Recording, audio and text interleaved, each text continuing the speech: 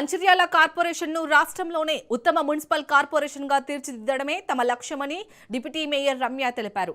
గెలిపించిన ప్రజలకు ఎల్లవేళలా అందుబాటులో ఉండి వారి సమస్యలను పరిష్కరిస్తామని తెలుపుతున్న డిప్యూటీ మేయర్ రమ్యతో మా ప్రతినిధి Arun Kumar face to face.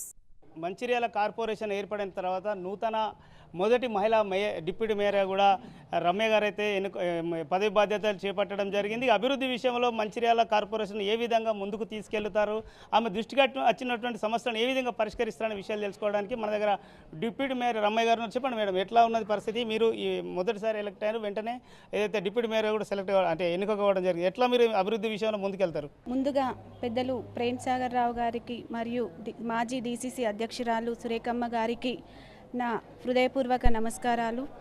Last మున్సిపాలిటీలో లాస్ట్ వైస్ చైర్మన్గా మా సార్కి అవకాశం ఇచ్చారు. అట్లాగే మొదటి కార్పొరేషన్లో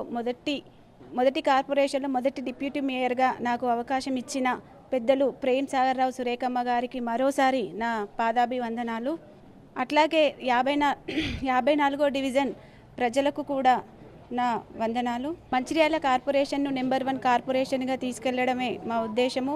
దానికి తగ్గట్టుగా ఎమ్మెల్యే ప్రేమ్ సాగర్ రావు గారి సహాయ సహకారాలతోటి 60 డివిజన్లో ఎక్కడెక్కడైతే ఎలాంటి సమస్యలు ఉన్నాయో మౌలిక సదుపాయాలు కావచ్చు, మౌలిక సదుపాయాలంటే నీటి వాటర్ ప్రాబ్లమ్స్ కానివ్వండి, పారిశుద్ధ్య సమస్యలు కానివ్వండి, స్ట్రీట్ లైట్ సమస్యలు, అట్లాంటివి ప్రతి డివిజన్లో ఎట్లాంటి ప్రాబ్లమ్స్ ఉన్నా అక్కడికి మేము ఆ డివిజన్ దగ్గరికి వెళ్ళి ఆ ప్రాబ్లమ్స్ని తెలుసుకొని వాటిని పరిష్కార దిశగా ముందుకు తీసుకెళ్తాము. అట్లాగే సార్ మనకు విజన్ ఉన్న ఎమ్మెల్యే ఉన్నారు కాబట్టి గత 2 సంవత్సరాల పాలనలో మన మంచిర్యాల ఎంత అభివృద్ధి చెందిందో ప్రజలందరికీ తెలిసిన విషయమే.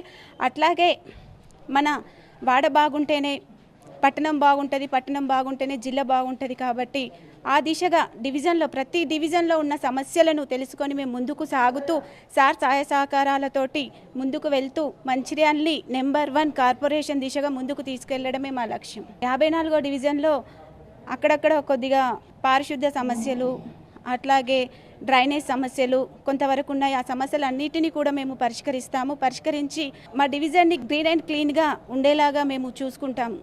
కార్పొరేషన్ ప్రజలకు ఏమి చెప్పదలుచుకున్నారు చివరిగా? మమ్మల్ని గెలిపించినందుకు అందరికీ నా పేరున హృదయపూర్వక ధన్యవాదాలు.